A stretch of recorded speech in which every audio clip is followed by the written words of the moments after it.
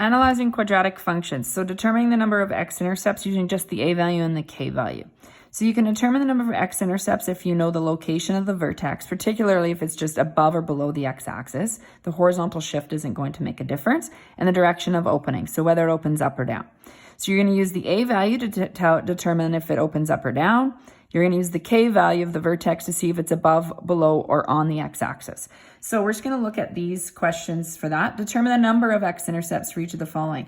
So it's just the number of x-intercepts. I don't actually need to know what the x-intercept is. Okay, so for this one, the a value is greater than 0, so that means I know that it opens up. All right, it has a k value equal to 0, which means I know that it is on the x-axis. It has a horizontal shift to the right one, but that's not going to affect the number of x-intercepts.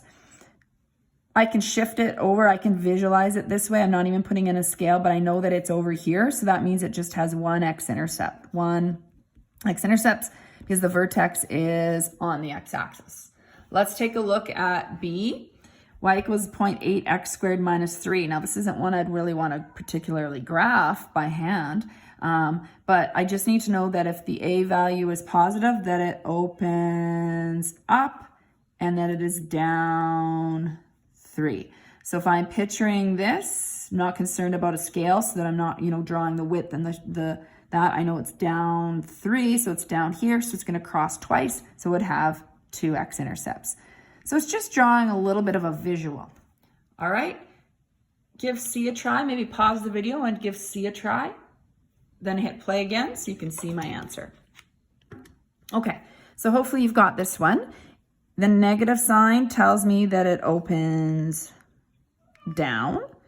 This is a vertex of -2, -1. I'm really not too concerned about the horizontal shift. What matters is that it's down 1.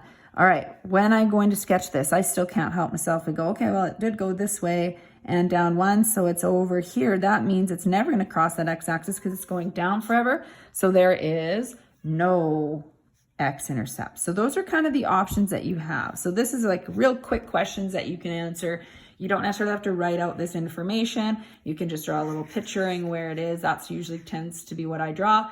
Then I can answer my question.